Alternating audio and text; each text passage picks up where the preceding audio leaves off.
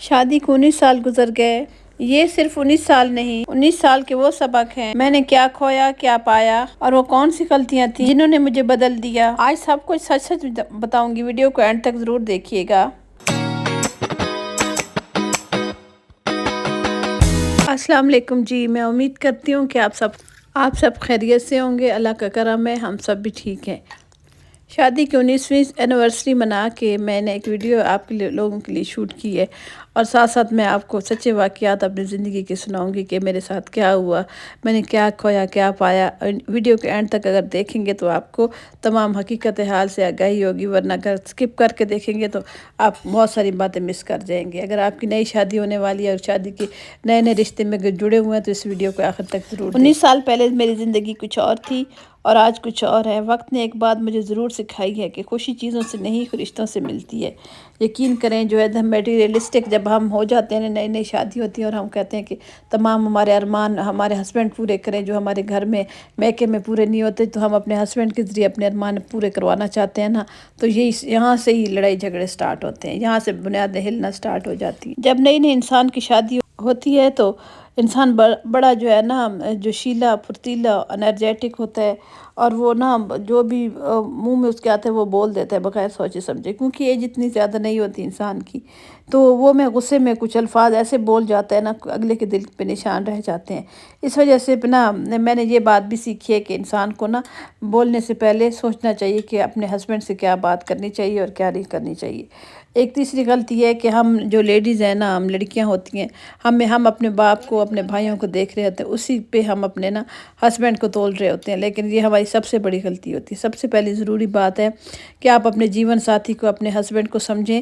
اگر اس کے مطابق، اس کے مزاج کے مطابق آپ چلیں گی نا، آپ یقین کریں آپ 50% بہت اچھی لائف گزار سکتی ہیں۔ اچھا، میرے ساتھ بھی زندگی نے نا یہی مجھے سیکھ ملی ہے کہ پہلے میں ہر بات پہ جذباتی ہو جاتی تھی، جو منہ میں آتا تھا کہہ دیتے تھے بغیر سوچے سمجھے، یہ نہیں دیکھا کہ کیا لفظ ہے، یہ ہسبینڈ ہے ہمارا مجازی خدا ہے، اس سے یہ بات کرنی چاہیے نہیں کرنی چاہیے، لیکن بغیر سوچے سمجھے جب ہم لڑکیاں اس طرح کی کوئی بھی بات منہ میں جو ہے نا کہہ دیتے ہیں فرینڈلی طور پہ، تو وہ میرے ہسبینڈ کو نا بہت بری لگتی ہے۔ وہ جو مرد ہوتے ہیں نا ان کی ایگو پہ بڑا جو ہے نا ایک ضرب پڑتی ہے، اور وہ اس چیز کو ایگو کا مسئلہ بنا لیتے ہیں۔ لڑکیاں منہ پھٹ ہوتی ہیں، وہ ہر بات منہ پہ کہہ دیتی ہیں، لیکن آدمی لوگ نا دل میں رکھتے ہیں۔ وہ سخت مزاج ہوتے ہیں یا نہیں ہوتے یہ بات الگ ہے، لیکن وہ نا دل میں رکھتے ہیں اور بعد میں وہ نا پکتے رہتے ہیں اندر سے۔ ہم لڑکیاں ہر بات کو لائٹ لیتی ہیں اور مرد جو ہوتے ہیں نا وہ باتوں کو بہت سیریس لیتے ہیں۔ اچھا، ایک تیسری بات جو ہے، میں نا صبر بہت زیادہ آ گیا ہے۔ شروع کی شادی میں بے صبری تھی، میں کہتی تھی جو منہ سے نکالا ہے وہ جھٹ ہو جائے، اور جو چاہا وہ فوراً ہو جائے، گھومنا پھرنا، بچوں کے ساتھ جو ہے نا ان کی جو بھی خواہش ہے وہ فوراً منہ سے نکالیں تو پوری ہو جائے، تو اس سے نا گھر میں کلیشز پیدا ہونا شروع ہو جاتے ہیں۔ تو اس طرح سے نا زندگی نے مجھے ایک صبر سکھا دیا ہے کہ جو ہے نا انسان کو قناعت پسند ہونا چاہیے، جو دل میں ہے وہ نہیں کہہ دینا چاہیے، اور جو چیز نہ ملے تو اس کے پیچھے نہیں بھاگنا چاہیے۔ وقت کے ساتھ انسان کے تمام حالات صحیح ہو جاتے ہیں۔ مجھے کسی کتاب نے نہیں بدلا، زندگی نے بدلا ہے۔ ہر مشکل، ہر غلطی اور ہر آزمائش نے مجھے پہلے سے زیادہ صبر کرنا سکھایا ہے۔ یقین کریں اگر آج مجھ سے کوئی پوچھے نا کہ 19 سال میں کیا سیکھا، تو میرا جواب یہی ہوگا کہ رشتے اناج سے نہیں، برداشت، احترام اور نرمی سے چلتے ہیں۔ اور زندگی کا سب سے بڑا جو ایک میں نے سبق سیکھا نا وہ ادب ہے۔ کہتے ہیں کہ ادب پہلا کرینہ ہے محبت کے کرینوں میں۔ یقین کریں محبت ہر چیز پیچھے رہ جاتی ہے، جو رسپیکٹ ہوتی ہے نا آپ کی ازدواجی لائف میں وہ سب سے زیادہ میٹر کرتی ہے۔ آپ اپنے ہسبینڈ کو بالکل لائٹ نہ لیا کریں، اپنے سسرال والوں کو سب کو بالکل لائٹ نہ لیا کریں، ہر رشتے کو اہمیت دیں، ہر بندے کی بات غور سے سنیں۔ پہلے جو تھی نا میں خود بولتی تھی تو دوسروں کو نہیں سنتی تھی، اب مجھے سننا آ گیا۔ جو بندہ سننا جانتا ہے نا وہ بہت سمجھدار ہوتا ہے، بولنے والا بندہ بس بولتے ہی رہ جاتا ہے، اس کی عقل میں کوئی بات نہیں سماتی۔ اور پہلے پرانے لوگ کہتے تھے نا بڑے بزرگ کہ پہلے تولو پھر بولو، تو ہم یہی حال ہے کہ انسان کو پہلے سوچنا چاہیے، تولنا چاہیے، پھر بولنا چاہیے کہ میں کیا بات کروں۔ یہ آپ کا میکر نہیں ہے، آپ کے بہن بھائی نہیں ہیں جہاں پہ آپ کو ہاتھوں ہاتھ لیا جائے گا، آپ کے لاڈ اٹھائے جائیں گے۔ بھائی یہاں پہ ہر قدم آپ کو پھونک پھونک کے رکھنا پڑے گا۔ اچھا، ساتھ ساتھ یہ بتائیں کہ آپ کو میرا ڈریس کیسا لگا ہے، میری ہاتھ کی مہندی میری بیٹی نے لگائی ہے کیسی لگی ہے، میری ڈیکوریشن کیسی لگی ہے، اور میرے جو ہے نا آج اینیورسری منا رہے ہیں، آپ کو یہ سیٹ اپ اچھا لگا ہے نہیں لگا کمنٹ کر کے ضرور بتائیے گا۔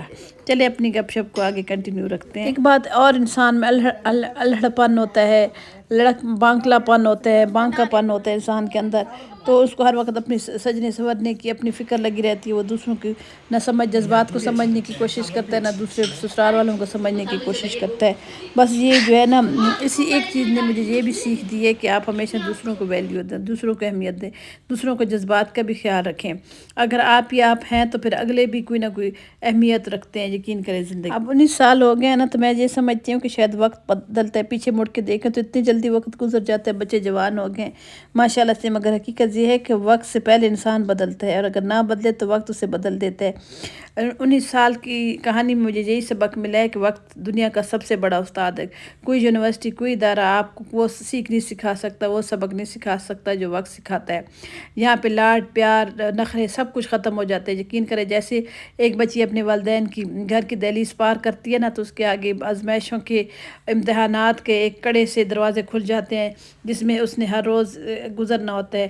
اور اس وجہ سے ضروری ہے کہ اپنی بچیوں کے، اپنی بیٹیوں کو یہ سبق ضرور سکھائیں کہ بیٹا صبر اور برداشت کے ساتھ ساتھ سمجھداری سے کام کرنا ہے۔ جو لڑکیاں سمجھدار نہیں ہوتی، جو شیلی جذباتی ہوتی ہیں، اور جو ہے نا وہ اپنی جذبات کی رو میں بہہ کے فیصلے کرتی ہیں نا، وہ نقصان اٹھاتی ہیں۔ اس وجہ سے سمجھداری اور صبر بھی ضرور دیتا ہے۔ یقین کریں صبر جو ہے نا، اللہ تعالیٰ صبر کرنے والوں کا بہت ساتھ دیتا ہے، اور صبر کا نتیجہ اتنا اچھا نکلتا ہے جس کی حد نہیں ہے۔ میں نے اپنی ازدواجی لائف میں بہت صبر سے کام لیا۔ یقین کریں آج میرے ہسبینڈ میرے ساتھ اتنے اچھے ہیں جس کی حد نہیں ہے۔ انہوں نے دنیا کے رنگ روپ بھی دیکھ لیے اور مجھے بھی دیکھ لیے، تو اس حساب سے اب ہم لوگوں کا آپس میں ماشاءاللہ سے بہت پیار اور محبت اور اتفاق ہو گیا، ماشاءاللہ کہہ دیجئے گا۔